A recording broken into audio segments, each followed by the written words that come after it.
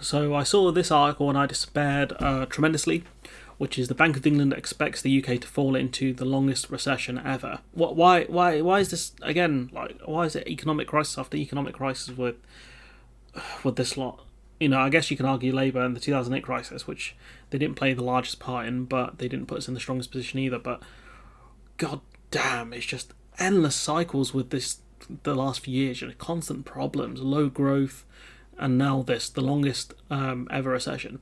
The Bank of England has warned the UK is facing the longest recession since records began, as it raised interest rates by the most in 33 years. It went up by 0.75%, I think.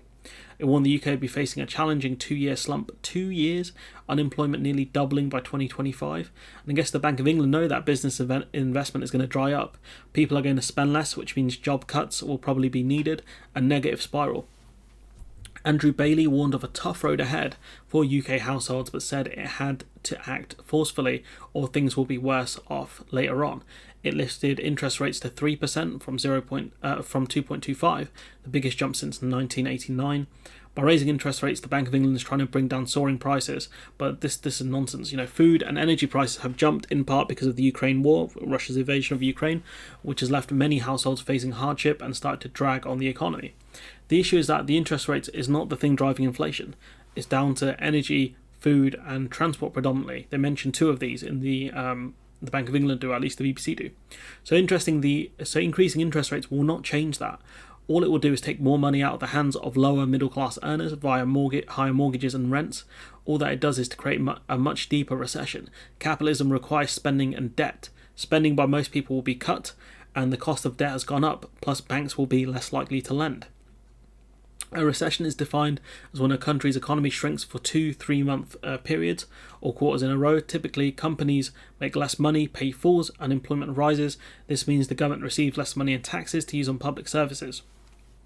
Also, government expenditure goes up due to more people being on unemployment. Despite universal credit being incredibly low, it's still an extra expense for the government. Less taxpayers and more people on universal credit, which is a drag on the economy. The issue is that if you don't pay people unemployment benefits, it creates an even worse drain on the economy.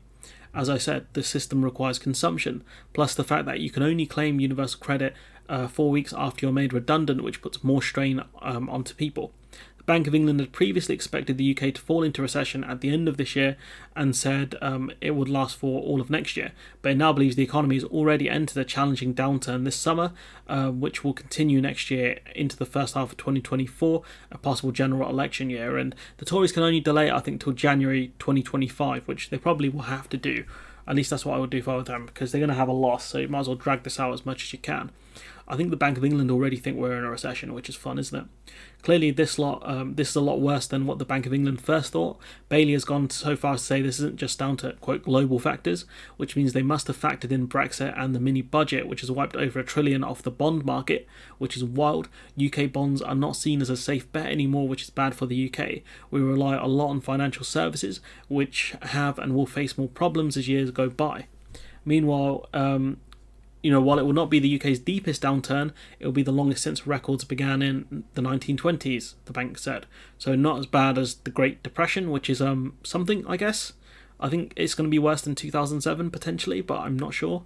The interest rate announcement is the first since former Prime Minister Truss and Kwarteng were gotten rid of since the mini-budget. Their plans for the £45 billion worth of unfunded tax cuts, much of which have been reversed by Jeremy Hunt, sent the value of the pound tumbling and the markets in turmoil, forcing the Bank of England to step in. Mr. Bailey told the BBC he believed that the mini-budget had damaged the UK standing internationally, which he's right about. He said at a recent International Monetary Fund gathering in Washington, it was very apparent to me that the UK's position and the UK's standing has been damaged. That week, Kwarteng was sacked as Chancellor. Jeremy Hunt said the most important thing the British government can do right now is to restore stability, sort out our public finances, and get debt falling so that interest rate rises are kept as low as possible. They have to support people, but they also have to do windfall taxes. Shell and BP are making record profits off the back of the Russian invasion, global demand, and price gouging. The Tories can try and deal with price gouging and use that money to help people through the energy crisis, but they won't do it for some reason. Tories are for big business, as always, and this is a way to cut down inflation.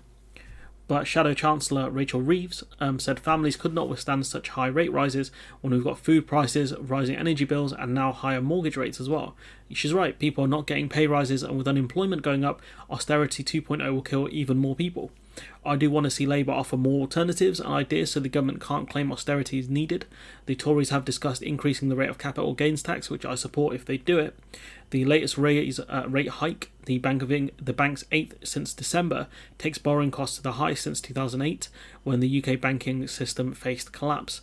The bank believes that by raising interest rates, it makes it more expensive to borrow and encourages people not to spend money, easing pressure on prices in the process. The interest rate hikes are not going to lower food costs or the price of energy, so this will just make things way worse. But while its rate rises will be welcomed by savers, it will also have a knock-on effect on those with mortgages, credit card debt and bank loans. Those with mortgages are also going to feel nervous. The bank forecasts that if interest rates continue to rise, those with fixed rate deals are coming to an end soon, could see their annual payments soar by up to £3,000, which is madness. Imagine having to pay an extra £3,000 in interest payments on your mortgage every year. Not many can afford that. And how are people meant to afford the increased rates?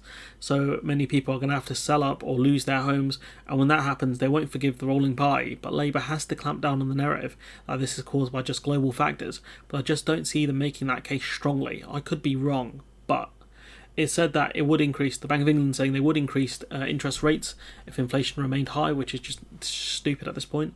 Financial markets have been expecting rates to peak at 5.25%, which is a lot higher than it is now. But the bank does not expect them to rise this high. And let's not forget, the Bank of England have been behind the eight ball every step of the way for the last year on inflation. So I would not be surprised if it hits that 5.25% figure. I would not be surprised if the markets are correct on this and the Bank of England is wrong, because Andrew Bailey is not good at his job. It's odd that the Bank of England have done the interest rate rise before the announcement. That's meant to happen on the 17th of November. Maybe they felt like they had to increase the rates now, but it's odd. Surely you would give... I know the bank's meant to be independent, but surely you would allow the budget announcement to happen. But then again, they have delayed that several times now, the Tories. On Thursday, the pound slumped 2% against the dollar, and the cost of the government borrowing rose in response to the bank's warnings. The Bank of England has done something it doesn't normally do. It published the minutes of the meeting. It has given guidance that seems to suggest a peak of interest rates around 4.5% next autumn, which is a 1.5 increase from where they are now. For those with the glass half full, that is lower than the 6% assumed just a month ago, due to the mini budget.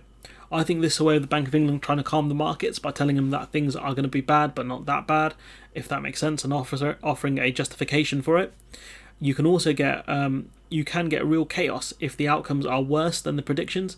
It causes huge issues for big businesses on the stock market if you don't meet your quarterly predictions. The forecast predicts that unemployment rates will rise, while household incomes will come down too. It's a picture of a painful economic period, with the UK performing worse than the US and the Eurozone, which is madness. And if it is down to just global factors, the Eurozone should be doing way worse than us, as they're more exposed to the Russian invasion of Ukraine. Germany and the Baltic countries mainly are really exposed.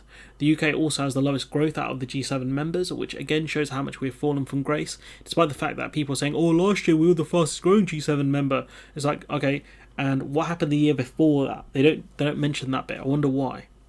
Can't keep blaming the global factors. Indeed, what was forecast as a sharp energy recession just 3 months ago is now a shallower, more prolonged energy and mortgage shock. That mortgage shock being caused by the Bank of England. But yeah, this is going to be... They're saying it's not going to be as bad as we first thought in terms of, I think, a GDP decrease. But it's going to last a lot longer. And we don't know when the Russian invasion of Ukraine will end, and when it does, the Tories have lost one of their major reasons as to why the economy is struggling so much, because the other global economies will recover, and we won't recover as quickly as them, and people are going to wonder why.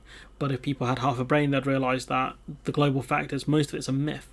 But anyways, I'm going to leave it there. Let me know what you think in the comments below. Like, comment, share, subscribe. Support the channel on Patreon if you can. And hopefully I'll see you in the next one.